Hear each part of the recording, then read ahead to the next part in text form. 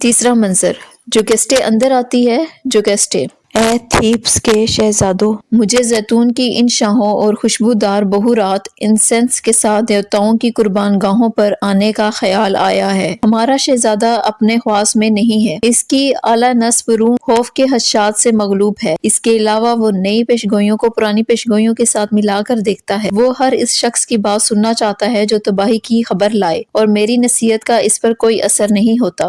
وہ سیدھا قربان گاہ کی طرف چلی جاتی ہے۔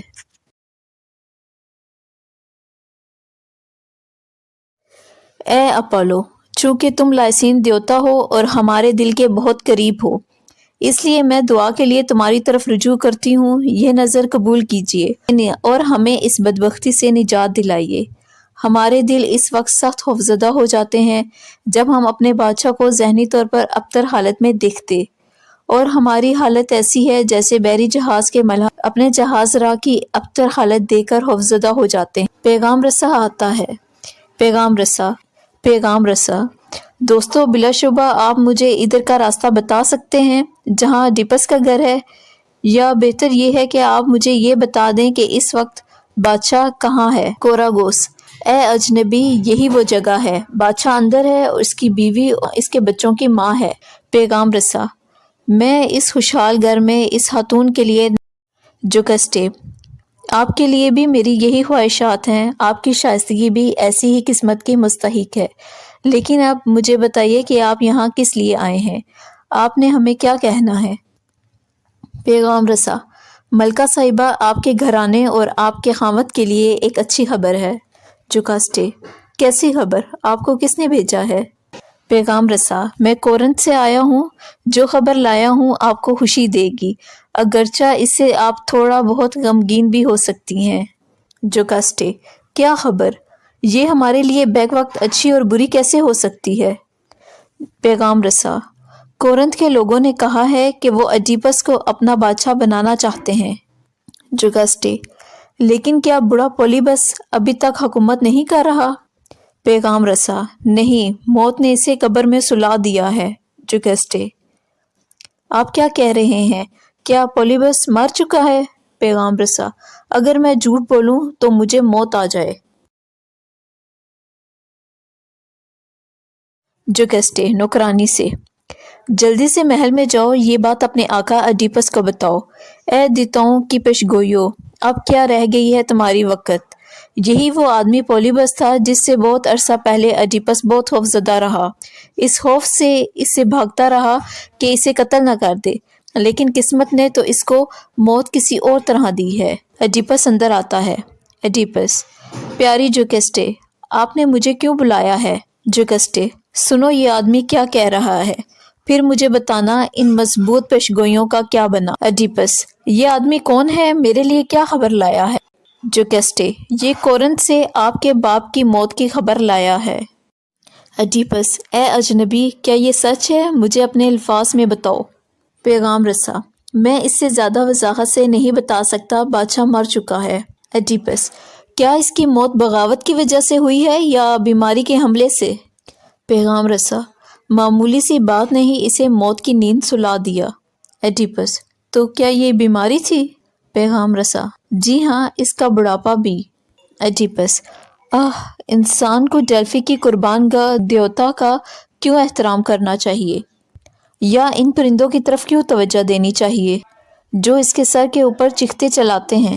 انہوں نے پیشگوئی کی کہ میں اپنے والد پولیبس کو قتل کروں گا، لیکن وہ تو خود ہی مر گیا ہے اور دفن بھی ہو چکا ہے، اور میں یہاں ہوں۔ میں نے تو اسے چھوا تک نہیں، حتیٰ کہ وہ میری جدائی کے غم میں مر گیا۔ یعنی دوسرے لفظوں میں کہہ سکتے ہیں کہ وہ میری وجہ سے مرا، لیکن میرے اپنے ہاتھوں سے نہیں مرا۔ اب پولیبس ان پیشگوئیوں کو اپنے ساتھ ہی قبر میں لے گیا ہے۔ یہ پیشگوئیاں محض کھوکھلے الفاظ ہیں۔ جوکسٹے: کیا میں نے تمہیں پہلے ہی ایسا نہیں کہا تھا؟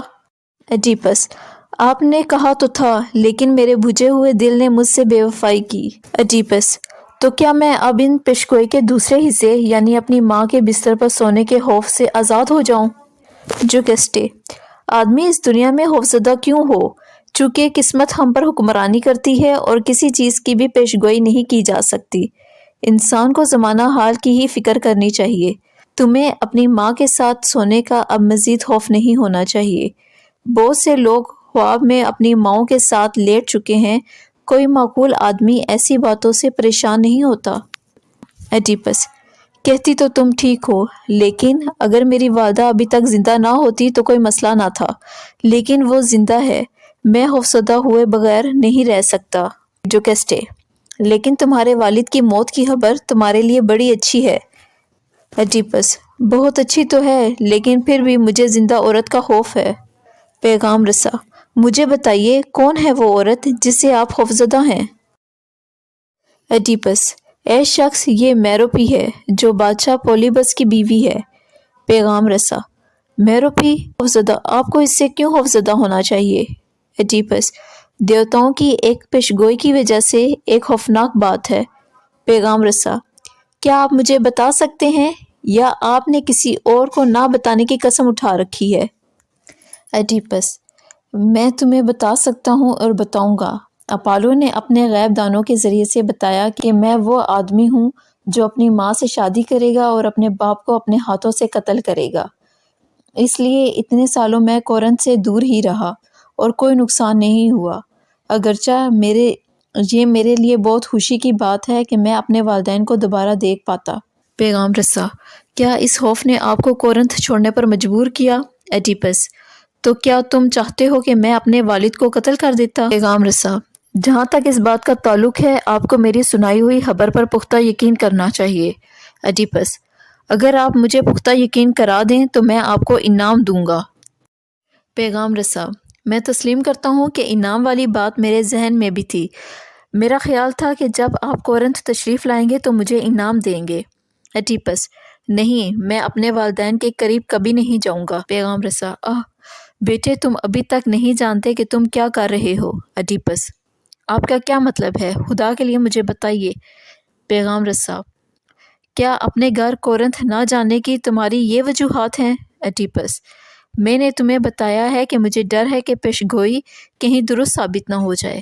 پیغام رساں: اور آپ کے والدین کے ذریعے کہیں جرم کا ارتکاب ہی نہ ہو جائے۔ ایڈیپس: بس یہی خوف ہے جو ہمیشہ میرے دل میں موجود رہتا ہے۔ پیغام رساں: کیا آپ کو معلوم نہیں، آپ کے تمام خدشات بے بنیاد ہیں؟ پیغام رساں: پولیبس تمہارا باپ نہیں تھا۔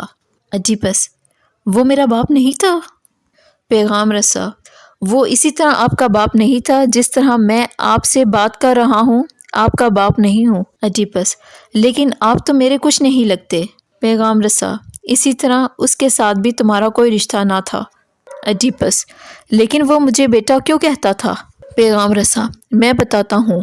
بہت عرصہ پہلے اس نے آپ کو مجھ سے بطور تحفہ لیا تھا۔ ایڈیپس: تب وہ مجھ سے اتنا پیار کیوں کرتا تھا اگر میں اس کا بیٹا نہیں تھا؟ پیغام رساں: اس کا اپنا کوئی بچہ نہ تھا اور اس کا دل تم سے لگ گیا تھا۔ ایڈیپس: آپ سے میرا کیا تعلق ہے؟ کیا آپ نے مجھے خریدا تھا یا میں تمہیں اتفاقاً مل گیا تھا؟ تم مجھے وادی کیتھرین کی جھاڑدار وادی میں پڑے ملے تھے۔ ایڈیپس: اور آپ وہاں کیا کر رہے تھے؟ پیغام رساں: میں وہاں اپنا ریورٹ چلا رہا تھا۔ ایڈیپس: کیا آپ ایک چلتے پھرتے گڈریے تھے یا کسی علاقے کے رہائشی تھے؟ پیغام رساں: جی، لیکن اس دن تو میں آپ کی جان بچانے والا بن کر آیا تھا۔